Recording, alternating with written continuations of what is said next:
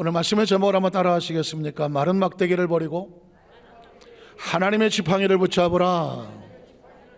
마른 막대기 던져버리고 하나님의 지팡이를 붙잡으라. 이런 제목으로 말씀을 나누기를 원합니다. 제가 영화 포스터를 하나 보여드리겠는데요, 혹시 보신 분이 계실까요? 세상은 거대한 태초의 세계로 돌아간다 해놓고 이렇게 써있죠. 만이 보이고 BC가 보여요. 이거 어떻게 읽을까요? 만 BC라고 읽어야 되나? 어떻게 읽어요? 10,000 BC라고 읽어야 되나? 어떻게 읽어야 되죠?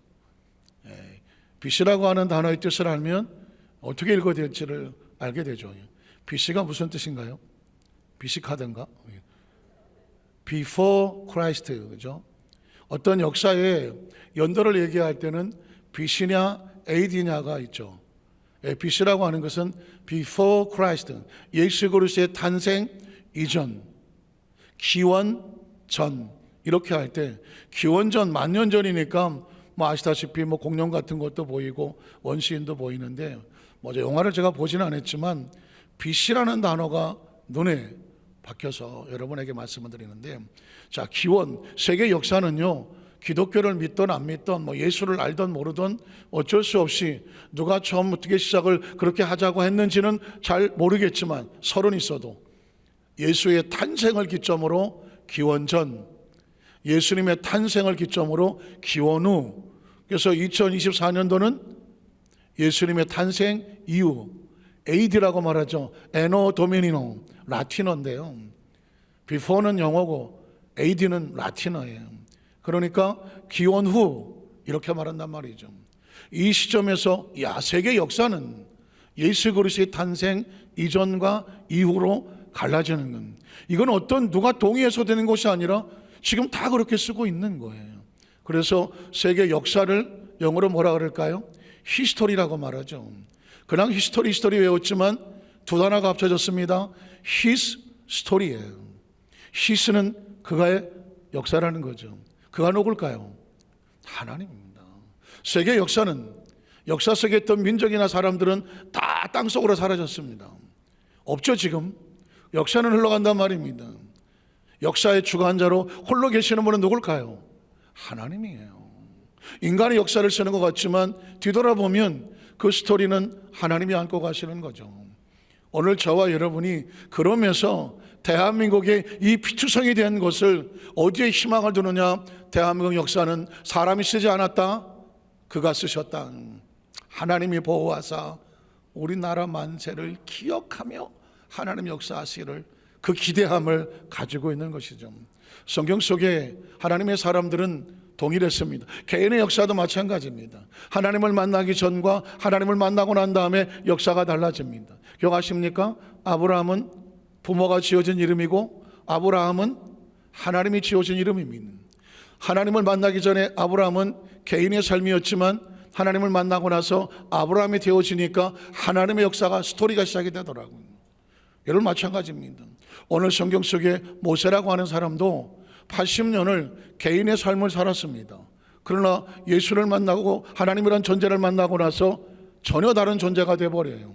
마치 마른 막대기가 하나님의 지팡이가 되는 것처럼 오늘 말씀을 함께 묵상할 때 우리 속에 있는 마른 막대기와 같이 우리 속에 있었던 모든 것들을 다 집어던지고 벗어버리고 끊어버리고 잘라버리고 예수 안에 들어있는 저와 여러분 철저하게 하나님의 지팡이를, 누구의 지팡이를?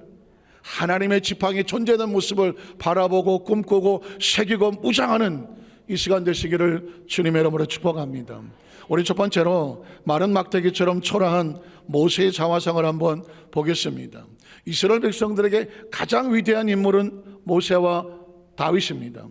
그렇지만 그런 존재도 처음은 아주 초라했잖아요. 모세의 출생을 아십니까? 출애굽기 2장 1절로 6절에 보면 레위 가족 중 한 사람이 가서 레위 여자에게 장가들어 그 여자가 임신하여 아들을 낳으니 그가 잘생겼을 보고 석 달 동안 그를 숨겼으나 더 숨길 수 없게 되매 그를 위하여 갈대 상자를 가져다가 역청과 나무진을 칠하고 아기를 거기 담아 나일강가 갈대 사이에 두고 그의 누이가 어떻게 되는지를 알려고 멀리 섰더니 바로의 딸이 목욕하러 나일강으로 내려오고 시녀들은 나일강가를 거닐 때에 그가 갈대사의 상자를 보고 시녀를 보내어 가져다가 열고 그 아기를 보니 아기가 우는지라 그가 그를 불쌍히 여겨 이르되 이는 히브리 사람의 아기로다. 누군가요?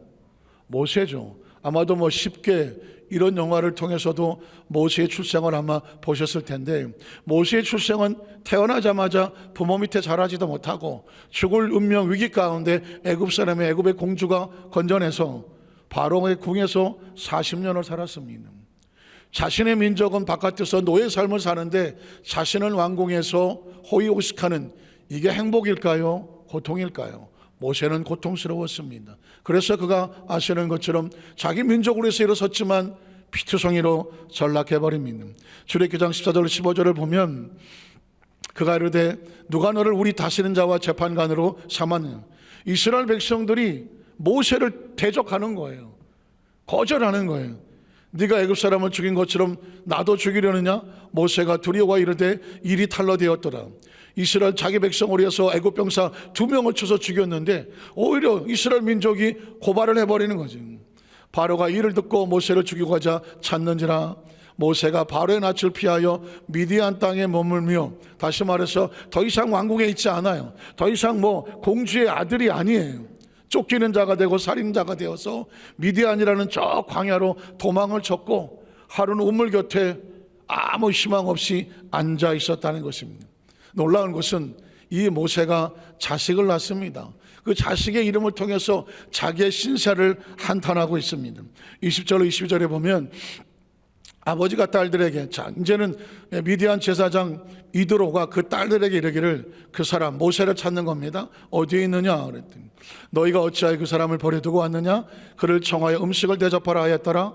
모세가 그와 동거하기를 기뻐하며 이드로가 그의 딸 시보라를 모세에게 주었더니 그가 아들을 낳음에 모세가 그의 이름을, 모세의 첫 아들 이름이 뭘까요?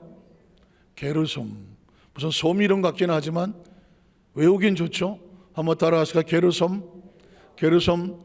게르마님 아니고 게르솜. 기억하시라고. 게르솜의 뜻을 기억하십시오. 모세가 첫 아들을 낳고 그 아들의 이름을 게르솜이라고 졌어요. 의미가 뭘까? 내가 타국에서 나그네가 되어 방황하고 유리하고 있구나. 아이고 내 신세야. 자신의 신세를 한탄하는 겁니다. 그 아들의 이름을 부르면서 게르솜아 게르솜아 부르면서 자신의 처지를 한탄하고 있는 거예요. 얼마나 외로웠을까요? 얼마나 서글펐을까요? 얼마나 두려웠을까요? 이제 나이는 점점 먹어가고 아무 의지할 데도 없고 낯설고 물서는 곳에서 홀로 늙어가고 있습니다.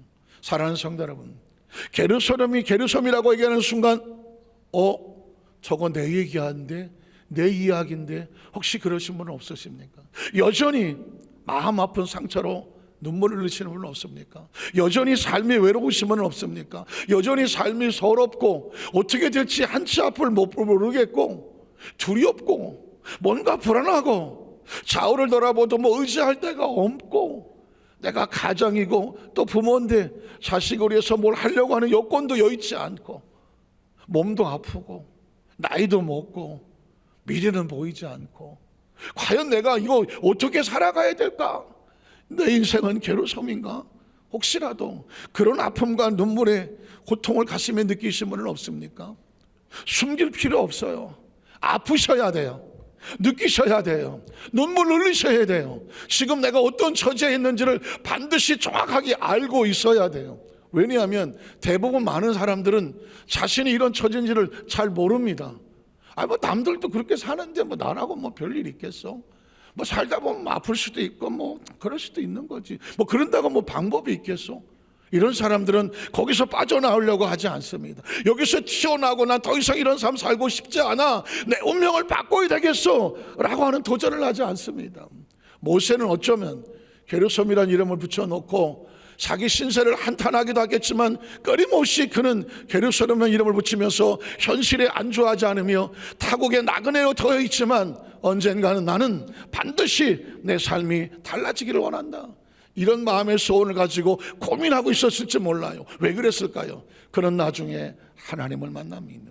제가 여러분에게 이런 고민이 필요하다, 그리고 거기서 도전하고 나오고 싶은 간절한 욕구와 열망과 갈망이 필요하다. 왜 그럴까요? 그런 사람이 하나님을 찾거든요. 그런 사람이 예배자가 되거든요. 그런 사람이 하나님께 몸부림치며 하나님 말씀에 귀를 기울이거든요. 기대가 없는 사람은 기도하지 않습니다. 기도하는 사람은 하나님을 기다립니다. 제가 사진 하나를 보여드릴 텐데요. 이 사람 아십니까? 갑자기 눈알이 튀어나올 정도로 소리를 지르는, 그 위에 뭐라고 써 있나요? 유레카라고 써 있습니다. 한번 따라 하실까요? 유레카. 유레카. 이건 유레카 이렇게 하는 게 아니에요. 적어도 저 사람의 표정을 지어야 돼요. 눈알이 거의 반알 튀어나와야 돼요. 그리고 막 어쩔 줄 몰라야 돼요. 그러면서 뭐라고 해요? 소리 지른다고요? 야, 여러분 기억하시겠지만 이 사람은 그리스의 고대 철학자 아르키메데스라는 사람입니다. 그런데 어느 날 왕이 불러갖고, 아니 내가 말이야 왕관을 만들려고 좀 세공자에게 맡겼더니 왕관을 만들어 왔는데 이게 순금인지를 모르겠다고, 뭔가 여기다가 뭐 다른 걸 섞어갖고 이것들이 빼먹은 거 아닌지 알고 싶은데 알 수가 없다는 겁니다. 그러면서 아르키메데스에게 당신이 이것 좀 알아봐. 그래. 제가요? 아니 이 안에 순금이 얼마나 들어있고 불순물 얼마 되는지 어떻게 알아? 이거를 만들어 온 거를 깨물어 볼 수도 없는 거고 어떻게 하냐고요. 그래서 고민인데 이거 하루 종일 맨날 고치를 고민을 해도 알 길이 없어요. 그 시대에 무슨 방법이 있겠습니까? 그러다가 너무 힘들어서 목욕탕에 들어가갖고 정산이는 아닌 것 같고 그냥. 그런데 갑자기 빵 하고 머릿속에 튀어올랐습니다. 뭐가 튀어올랐나요? 자기가 물속에 들어가는 순간 자기 체중만큼 부피만큼 물이 바깥으로 흘러나가는 거예요. 평상시 고민이 없으면요 그게 무슨 깨달음이 있겠어요. 뭐 내가 물속에 들은 물이 바깥으로 나가는 건 당연한 거지, 그냥 별로 신경 안 쓸 텐데 내가 어떻게 이 문제를 해결하고 고민하던 중간에 문득 거기서 깨달음이 오는 겁니다. 그래, 순금에 있는 무게를 가지고 물에다 집어넣으면 바깥으로 물이 빠지는 양이 있겠지. 그러나 이게 순금이 아니라면 다른 것을 집어넣으면 물 빠지는 양이 다를 거야. 그러면서 순금의 같은 양의 이 왕관과 같은 순금 덩어리를 집어넣은 물의 양과 이걸 집어넣은 물의 양이 어느 정도 차이가 나는지를 보고 똑같으면 순금이고 똑같지 않으면 순금이 아니다. 이 방법을 알았으니까 아까 사진 한번 더 보여줘 봐요. 얼마나 이거 어떻게 하시 하다가 아무도 안 하네. 그거를 뭐 어떻게 고민하다가 갑자기 깨달았어. 그래서 소리를 지르기를. 제일 소리 지른 사람 누구예요? 유레카란, 그래서 찾았다, 알았다, 깨달았다, 뭔가 머리에 빵 하고 깨달음이 오는 거예요. 제가 문득 저와 여러분의 삶의 현장 가운데 내가 어떻게 하면 이 주어진 삶의 현장 가운데 이 문제로부터 빠져나올 수 있을까 고민하고 갈등하고, 하나님 내가 어떻게 하면 할까 하는 성도들에게 하나님께서 여기에 길이 있다라고 가르쳐 줄 때에 유레카하게 떠오르는 게 뭘까요? 그게 바로 예수 그리스도예요. 예수 그리스도예요. 누가복음 4장에 보면 16절 이하에, 여러분 꼭 이거 기억하세요. 누가복음 4장 16절 이하는 뭐냐면 예수님께서 목수의 아들로 30년을 사시다가 3년 반 동안 공생애라는 것을 처음 출사표를 던지고 출발하는 거예요. 이제 스스로 자신이 메시아라는 것을 드러내며 메시아 사역을 한다는 거예요. 메시아 사역을 한다는 것은 어둠을 향하여 빛이 선전포고를 하는 거예요. 악의 세력에 대해서 선전포고를 하는 거예요. 전쟁을 벌이는 거예요. 어둠과 아픔과 상처 속에 있는 자기 백성들을 건져내기 위해서 이제 내가 너희를 위해서 이 일을 하겠다. 전쟁을 선포하는 거라고요. 그 전쟁의 내용을 알고 나면 우리는 이 어떤 축복을 받게 되는지를 여기서 알게 돼요. 예수는 처음 출발할 때 어떤 걸 하시려고 했고 어떤 걸 선포하셨을까? 이걸 모르면 예수 믿는 의미가 없어요.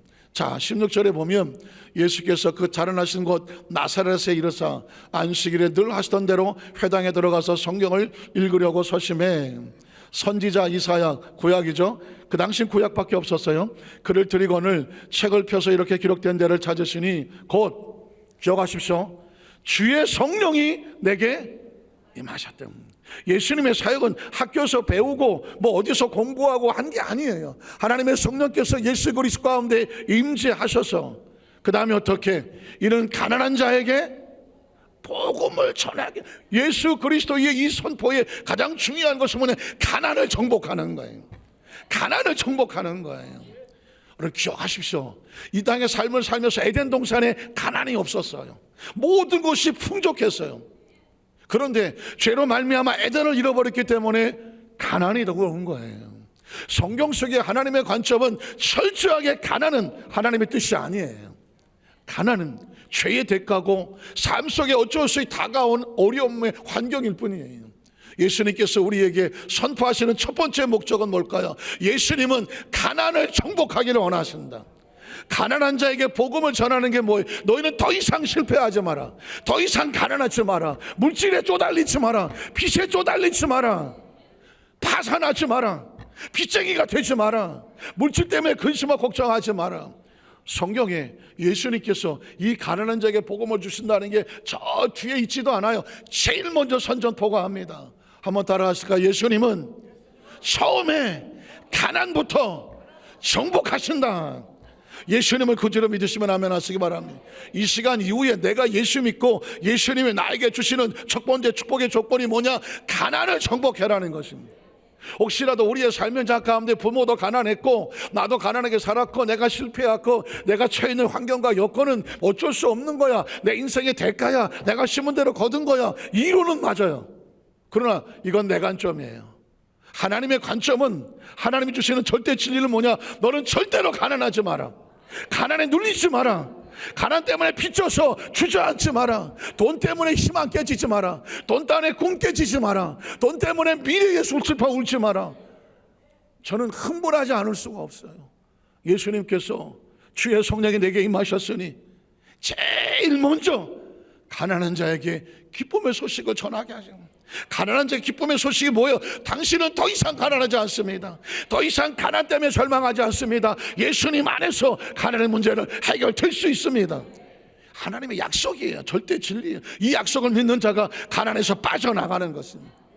또 복음을 전하시니 내게 기름을 부으시고 하나님의 성령 기름을 부으시고 나를 보내셔서 두 번째 목적이 뭐예요? 포로된 자를 자유케 하는 겁니다. 아, 내가 무슨 뭐 전쟁의 포로인가? No! 저와 여러분의 머릿속에 생각해 보십시오. 얼마나 많은 것들이 나를 묶고 있는지. 자라면서 아무것도 모를 때 엄마 아빠가, 죄송한 얘기지만 부모님은 좋으신 분이지만 부모님의 잘못된 인식과 사고가, 야 임마 너는 이거 하고 이건 하지 마, 너는 이래야 돼, 야 너는 이렇지 그 부모들이 집어넣은 상처와 아픔 의식이 저와 여러분의 이 골 속에, 의식 속에, 무의식 속에 잔뜩 들어있다니까요. 인생을 내 마음대로 살아본 적이 있어요? 엄마가 시키는 대로, 아버지가 시키는 대로, 할머니가 시키는 대로, 아버지가 시키는 대로, 선생님이 학교에서 야 공부 이렇게 해야지, 이렇게 해야지, 세상은 이렇게 사는 거야, 너 커서 뭐가 되겠냐. 우리 주위에 얼마나 많은 부정적인 것으로 우리가 아직 의식도 없고 자식도 없을 때에 여기다가 잔뜩 처박아 뒀냐고. 살면서 얼마나 많은 상처를 입었냐고. 얼마나 많이 살면서 이 소리에 절망하고 저 소리에 절망하고 사람 눈치 보면서 얼마나 마음고생하면서 살아왔냐고. 뒤돌아보면 다 우리를 포로 만드는 거예요. 우리가 거기서 잡혀서 뭐라 하려고 해도 이 사람 눈치 봐야 되고 저 사람 눈치 봐야 되고, 옛날에 이래서 안 되고 저래서 안 되고 쭈삐쭈삐거리면서 얼마나 세상에 갇힌 자처럼 살았냐고. 오늘 성경은 우리에게 말합니다. 예수께서 우리에게 첫 선전 보고합니다. 다시는 포로 되지 마라. 다시는 포로 되지 마라. 열등감에서 나와라. 상처에서 나와라. 부모가 뭐라고 했든 너는 너다. 하나님의 최고의 작품이다. 하나님은 저와 여러분이 땅에 살면서 최고의 작품 되기를 원하시지, 누구에 의해서 눌리지 말고, 누구에 의해서 갇히지 말고, 누구에 의해서 끌려다니지 마라. 한번 따라 하시까? 너는 너다. 하나님이 최고의 작품으로 만들려고 한 저와 여러분을 향한 하나님의 목적과 이유가 있어요. 그게 우리로 하여금 자유하게 만드는 겁니다. 지금 여러분 머리 잘 생각해 보십시오. 나는 뭐에 눌려 있나? 뭐에 트라우마가 있나? 뭐가 두려운가? 뭐가 걱정인가? 뭐 때문에 슬퍼하는가? 마음의 상처와 아픔들, 이건 다 우리를 묶어두고 있는 감옥과 같은 거예요.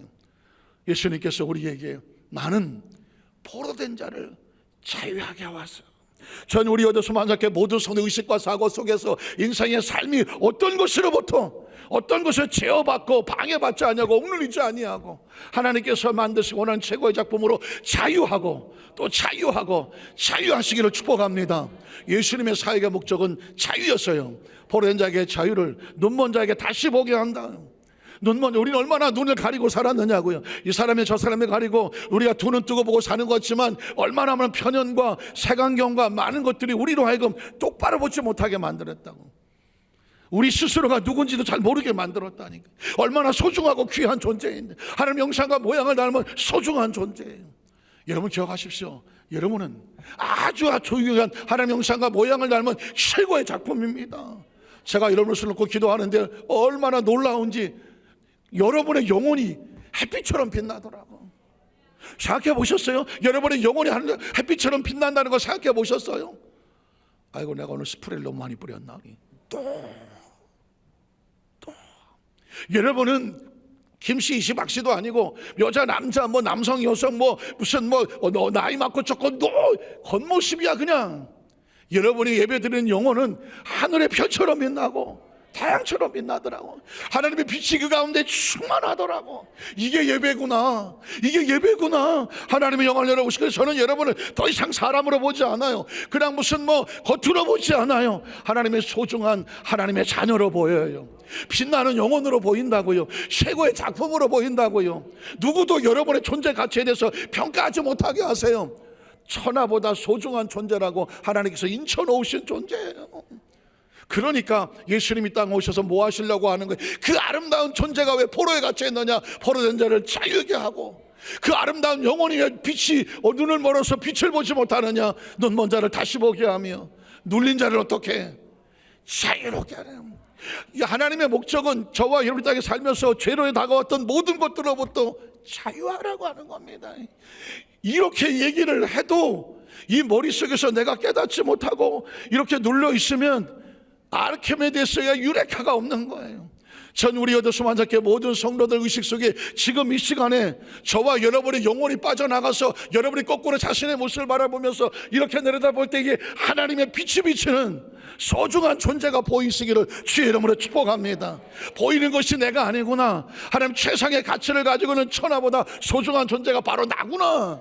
하나님 나를 자유롭게 하기를 원하는구나. 우리에게 복을 주시기를 원하시는구나. 가난에서 끄집어내기를 원하시는구나.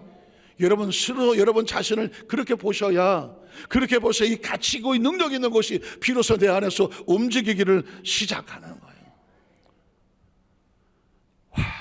전 사실 지난주 성령 대마를 하면서 너무너무 놀랐어요. 딱 강단에 섰는데 여러분이 사람으로 안 보이는 거예요. 하나님의 자녀들로 보석같이 빛나는 거예요. 그래서 제가 땅을 치고 하나님 앞에 왜 나는 장로님으로, 권사님으로, 안수집사님으로, 성도들로, 성가들을 겉모습으로 보았을까? 아닌 거예요. 한 영혼이 소중하고 귀한 하나님의 자녀예요. 그게 지금 겉으로 볼 때 어쩌고 저쩌고 할지는 전혀 모르겠지만 하나님이 볼 때는 소중한 내 자녀인 거예요. 하나님께서 우리를 위하시면 누가 우리를 대적하리요? 로마서 8장에 하나님의 사랑이 나왔잖아요. 두려움에서 빠져나와라, 실패에서 빠져나와라, 저주에서 빠져나와라. 누가 우리를 그리 사랑에서 끊으리요? 어떤 것들도 그 사랑에서 끊을 수 없는 소중한 존재라는 것입니다. 이게 저와 여러분의 유레카를 팍 튀어나와야 돼요. 내가 어떤 존재인지를 스스로 여러분에게서, 그래 나는 누구도 손댈 수 없는, 누구도 나의 가치를 매길 수 없는 천하보다 소중한 존재야. 그래서 자기 아들을 위해 십자가 못 박아 죽임으로 말미암아 하나님의 아들과 우리를 맞바꾼 사람이라니. 예수의 십자가에서 저와 이를 맞바꾼 존재예요. 내가 너를 보배롭고 존귀하게 여긴다고 말하는 그 존재가 바로 여러분과 저란 말이에요. 그 의식이 있어야죠. 그래야 우리 영적 자존감을 가지고 왔다 갔다, 조금 힘들면 어때요? 조금 아프면 어때요? 조금 묻지 어려우면 어때요? 튀쳐나올 수 있어요. 왜냐하면 하나님께서 자유를 주시겠다고 말씀해요. 두 번째는 그래서 떨기나무 불꽃 가운데 그 성경 다시 한번 보세요. 아까 그 구절 제가 너무 흥분했어요. 그 다음 저 읽어 내려가야 돼. 주의 은혜를 전파하게 하셨다. 한번 따라하세요. 은혜. 여러분 절대로 이 은혜를 잃어버리지 마세요. 뭐 이 은혜 뭐 이런 은혜 말고 주의 은혜의 해인데 이게 어떻게 오느냐? 이걸 신연이라고 말해요. 신연. 어떤 사람이 땅을 팔았어요. 땅을 팔았는데 77이 49년 동안은 그 사람 땅이에요. 근데 50년 되면 이제 그 땅은 내가 도로 찾을 수 있어요. 한번 다 도로 찾을 수 있다. 도로 찾을 수 있다. 알아요. 여러분의 반응이 별로 시원찮은 거 내가 알아요. 아니 49년이면 내가 앞으로 49년 뒤에 찾는 또예요. 왜냐하면 율법 시대 때는 그런 시즌이 있었던 것처럼 예수 그리스도가 우리에게 어떤 존재가 되느냐? 자, 이 해를 전파하게 와서 예수님이 땅에 오신 것은 우리에게 신년을 전파하려고 온 거예요. 그런데 그 다음 절에 보면 뭐라고 하냐면 책을 덮어 그 맡은 자 주시고 앉으시니 혀당에 있는 자들이 다 주목하여 보더라. 그리고 이 말을 기억하십시오. 예수께서 그들에게 말씀하시되 이 글이 주의 은혜의 해가 전파되었는데 오늘 너의 귀에 어떻게 하였느니라? 어떻게 하느니라? 응이 뭐야? 응이 뭐냐고? 이루어졌다고. 이루어졌다. 그러니까 앉아있던 사람들이 멍하니 바라보는데 이 말을 듣는 너희에게 신년의 해가 응하였느니라. 49년 기다릴 필요가 없다. 오늘 이후에 너희가 잃었던 가난에게 잃었던 부유를 되찾고 절망에 잃었던 희망을 되찾고 이 사망에 잃었던 생명을 되찾고 질병에 잃었던 건강을 되찾아라. 예수님께서 우리에게 은혜의 해가 되어주셔서 기다릴 필요 없어. 매일매일 삶의 현장 가운데 여러분이 이 말씀을 가슴에 끌어안고 나는 예수님 안에서 의를 되찾았습니다. 나는 예수님 안에서 건강을 되찾았습니다. 예수님 안에서 부유를 되찾았습니다. 예수님의 생명을 되찾았습니다. 천국을 되찾았습니다. 내 신분을 되찾았습니다. 나는 하나님의 자녀의 천하보다 소중한 존재입니다. 이걸 의식하고 삶을 살아가면 이후에 여러분과 저의 삶 속에는 그동안에는 종으로 살았지만 앞으로는 가진 자의 누리는 차로 삶을 살아가겠다는 것이 오늘 말씀이에요. 예수 믿으면 다른 거 달라지는 게 얼굴이 달라지는 게 아니라 마음속에 있는 말씀의 중심이 달라져요. 오늘 두 번째로 베드로한다. 나 너무 흥분했어요. 당분간 저 이렇게 내버려 두세요. 흥분하게 내버려 두세요. 둘째로는 뭐냐면 이 모세가 떨기나 불꽃 가운데 하나님을 만나요. 우리는 이 시대에 예수님을 말씀으로 만나지만 모세 시대에는 아직 예수님 오시기 전이에요. 하나님께서 불꽃 가운데 만나주세요. 출애굽기 3장 1절 5절에 보면 모세가 그 장에 미디안 제사장 이들의 양떼를 치더니 그때를 광야 서쪽으로 인도하여 하나님의 산 호렙에 이름에 야훼의 사자가 떨기나무 가운데로부터 나오는 불꽃 안에서 그에게 나타나시니라. 그가 보니 떨기나무에 불이 붙었으나 그 떨기나무가 사라지지 아니하는지라. 이에 모세가 이르되 내가 돌이켜 가서 이 뭘 봐요? 모세는 지금 그냥 자연현상이고 뭔가 특별한 구경거리로 생각을 했어요. 그래서 이 큰 광경을 보리라 하고 갔어요. 떨기나무가 어찌하여 타지 아니하는 거 아니? 그때에 야훼께서 그가 보려고 돌이켜오는 것을 보신지라. 하나님이 어디 가운데서? 떨기나무 가운데. 앞으로 저와 여러분에게요, 제가 끊임없이 절대 진리라는 말씀을 선포할 거예요. 그리고 우리가 믿는 신앙은 절대 신앙이라고 표현을 할 거예요.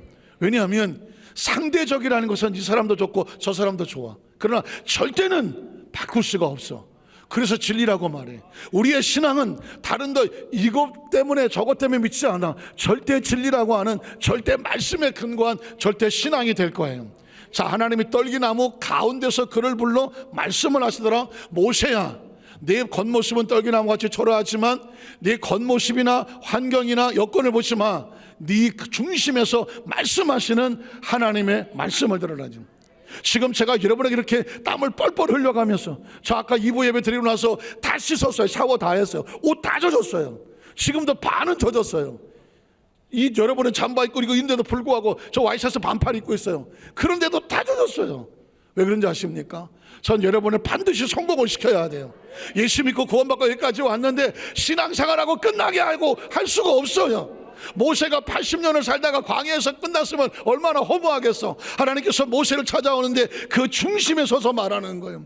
말씀을 들을 때 여러분의 의식과 머리가 아닌 마음속에 이제부터는 여러분의 마음과 생각을 뭐가 다스리게 하느냐? 말씀이 다스리게 하세요. 절대 진리는 하나님 말씀밖에 없어요. 그 말씀이 육신되어 우리 가운데 오시는 것이 예수예요. 예수를 믿는 건 다른 게 아닙니다. 세상 사람과 다른 거는 나는 말씀대로 살아. 말씀에 근거해서 해. 눈에 보이지 않고 귀에 들리지 않고 손에 잡히지 않아도 내가 왜 그렇게 말하는지 알아? 예수님의 말씀이 그렇게 하셨어. 내가 눈으로 볼 때 눈으로 보지 않아, 시신경으로 보지 않아, 청각으로 듣지 않아. 하나님의 말씀에 스크린에서 말씀에 비추어 보고 말씀에 스크린에서 들으려고 해요. 그래서 앞으로 남은 날수가 얼마나 소중한데, 절대로 1분 1초도 세상에 속으면 안 돼. 헛된 곳에 속으면 안 되고, 말씀 가운데 중심에서 말씀하시는 하나님의 음성이 통제하고 다스리기를 주의 이름으로 축복합니다. 지나간 모세는 40년 동안, 아니 80년 동안 광야 보이는 대로 들리는 대로 허망하게 살았어. 이제부터 모세는 어떻게 사느냐? 중심에서 말씀하시는 하나님의 음성으로 사는 거예요. 그래서 모세에게 이렇게 말씀합니다. 그 다음 절에 보면 6절을 볼까요? 모세가 하나님의 어깨를 두려워 얼굴을 가리매 야훼께서 이르시되 내가 애굽에 있는 내 백성의 고통을 분명히 보고 그들의 감독자로 말미암아 부르짖음을 듣고 그 근심을 알고 내가 내려가서 그들을 애굽의 손에서 건져내고 그들을 그 땅에서 인도하여 아름답고 광대한 땅, 젖과 꿀이 흐르는 땅, 곧 가나안 족속, 헷 족속, 아모리 족속, 브리스 족속, 이 족속, 아부 족속에 지방 내려가려 하노라. 자, 이제 가라. 이제까지 모세가 80년을 광야에서 연단과 훈령을 받던 이유는 의미 없고 쓸데없는 선이 아니었어. 하나님께서 이때까지 준비시키시고 이제는 새로운 시작이 열려지는 거예요. 예수님을 그대로 믿으시면 아멘 하시기 바랍니다. 예수님을 구원받고 나의 삶 속에 여전히 아프고 어려운 문제가 있어도 전혀 걱정하지 마십시오. 세상으로 볼 때는 세월이 지나갔지만 하나님은 때를 기다리고 있어요. 저와 여러분의 때를 기다리고 있다고. 이제 때가 되면 하나님께서 말씀으로 가운데 역사하셔. 때가 차면 역사하셔. 이제 가라. 이스라엘 자손의 부르짖음이 내게 달하고 애굽 사람이 그들을 괴롭힌 학대는 내가 보았으니 이제 내가 너를 바로에게 보내어 너에게 내 백성 이스라엘 자손을 애굽에서 모하게 하리라. 인도하여 내게 하리라. 모세의 능력입니까? 하나님의 능력입니까? 하나님. 예수를 구주님, 저와 예수를 믿으면 우리가 여전히 부족하고 모자라지만 하나님 우리로 하게 하셔. 해내게 하신다고. 이게 절대 진리예요. 여러분, 그러면 앞으로 삶을 살아가면서 여러분의 IQ, 여러분의 학력, 여러분의 가정 백그라운드, 여러분의 능력, 과거에 실패한 거 여러분 스스로 절망할 필요 없어. 포기할 필요 없어. 실패할 필요 없어. 실패하려면 모세가 더 실패했겠지. 그러나 그의 의식과 사고 속에서 하나님께서 이제 가라. 내가 너를 그렇게 해내게 하리라. 하나님의 말씀은 절대 진리고 이거 될까요? 안 될까요? 해내게 하실까요? 안 하실까요? 해내게 하셔요. 우리가 믿는 건 이거예요. 세상에 다른 텔레비에서 보는 거, 유튜브에서 보는 거, SNS에서 보는 거, 오늘은 이 말했다가 내일은 저 말했다가 절대 진리가 없어요. 그러나 하나님의 말씀은 절대 진리예요. 이 말씀을 마음판에 새기면 흔들리지 않아요. 실망하지 않아요. 낙심하지 않아요. 자, 마지막 세 번째로 하나님의 지팡이를 붙잡는 모세의 모습을 보겠습니다. 그럼에도 불구하고 제가 이렇게 정말 땀을 뻘뻘 흘리고 온몸이 젖어가도록 설교를 해도 여러분 머릿속에는 이게 긴가 민가, 알쏭 달쏭, 아리 까리, 애매 모호 그럴 거야. 모세도 지난 80년을 굳어진 머리로 사는데 하나님께서 이제부터 너의 삶은 달라질 거라 그렇게 얘기했더니 모세도 아리까리 하죠. 출애굽기 4장 1절에 보면 이렇게 말합니다. 여전히 말은 막대죠. 모세가 대답하되 그러나 하나님, 그들이 나를 믿어주겠습니까? 내 모습을 보십시오. 나이가 80이고요. 뭐 사막에 80년 있었으니까 엉망진창을 이러고 있지 않겠습니까? 그 사람들 나 믿어줄까요? 그 사람 나 내 말 듣지 않냐고 이러기를, 야, 하나님이 너 같은 사람을 보냈겠어? 자신이 없는 거예요. 여러분, 제가 말씀을 선포해도 하나님이 나 같은 사람을 천하보다 소중한 존재고 하나님께서 나를 통해서 어떤 일을 하실까 내가 나에게 기대가 안 될 수도 있어요. 그러나 모세도 그랬어요. 까짓 거면 모세도 그랬는데 뭐 나도 그럴 수 있는 거지. 그러나 기억하십시오. 하나님은 모세에게 새로운 절대 진리를 선포해요. 2절 이하를 보면 야훼께서 이르시되 내 손에 있는 것이 무엇이냐? 그가 이르되 마른 막대기 지팡이죠. 야훼께서 그것을 땅에 던져라 하시매 그 땅에 던지시니 그것이 뱀이 된지라. 모세가 맨 앞에 피하매 야훼께서 모세에게 이르시되 내 손을 내밀어 그 꼬리를 잡아라. 그가 손을 내밀어 그것을 집었더니 그의 손에서 뭐가 되더라? 이 지팡이는 누구의 지팡이일까요? 이젠 하나님의 지팡이입니다. 말씀에 순종하여 붙잡으면 하나님의 지팡이가 된다. 자, 그 다음 절에 보면 그래서 이런 것 그들에게 그들의 조상의 하나님 곧 아브라함의 하나님, 이삭의 하나님, 야곱의 하나님 야훼가 내게 나타난 줄 믿게 하려 하면, 성경을 읽다 보면 하나님의 처절한 고민이 있어요. 이 백성이 믿게 하려고 해요. 오늘 저도 여러분에게 이 말씀을 땀을 쪄져가면서 하는 이유가 뭘까요? 말씀을 붙잡고 믿는 자에게는 믿음대로 될지어다는 거예요. 여러분, 어떤 것이 저와 여러분을 변화시키지 않아요. 말씀이 우리를 변화시켜요. 말씀이 치료해요. 말씀이 기적을 베풀어요. 지난 우리 지난주 성령대망회 할 때에 예배 끝나고 또 안수하고 기도할 때였습니다. 많은 성도들이 간증을 해서 하나님께서 고쳐주셨다고. 여러분 절대 착각하지 말라고 그랬어요. 담임 목사가 무슨 안수해서 난 게 아니라니까. 제 안에 있는 건 하나밖에 없어요. 예수 이름으로 명령하노니 나 아무로도 지어다. 이건 절대 진리예요. 무슨 제 말기술도 아니고 무슨 뭐 손에 힘이 있어서도 아니에요. 안수받는 성도들도 예수 이름으로 나올 줄로 믿습니다. 믿음이 부딪혀지니까 누가 고치는 거예요? 말씀이 고치는 거예요. 이 시간도 마찬가지예요. 저는 말씀을 선포해요. 여러분은 말씀에 반응을 하는 거예요. 말씀에 아멘을 하면 그 말씀이 저와 여러분을 아주 자유하게 하고 치료하게 하고 새롭게 하는 겁니다. 말씀 속에 성경은 계속해서 말씀합니다. 출애굽기 4장 10절 넘어갈게요. 10절에 가면 모세가 또 힘들어해요. 모세가 야훼께 이르되 오 주여 나는 본래 말을 잘하지 못하는 자입니다.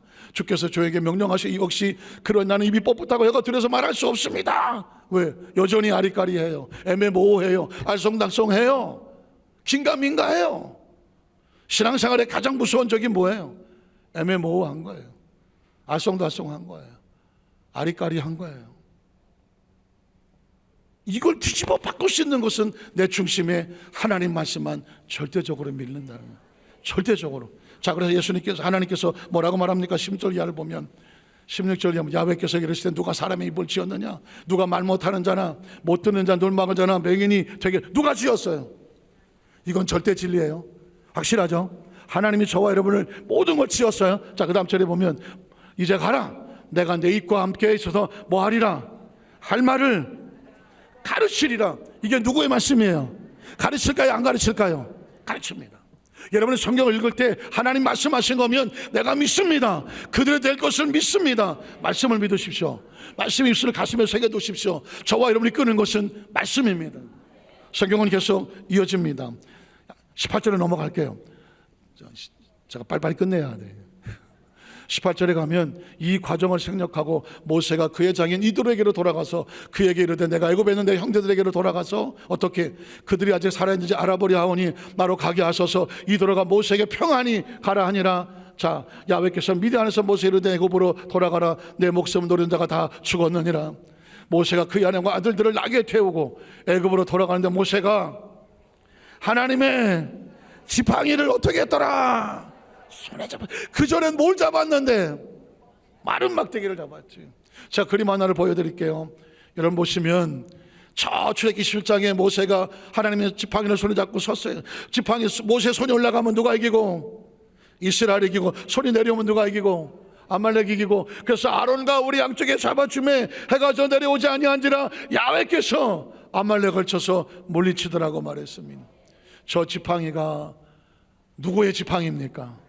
하나님의 지팡이입니다. 혹시 또 예배 끝나고 지팡이 사러 가신 분 계십니까?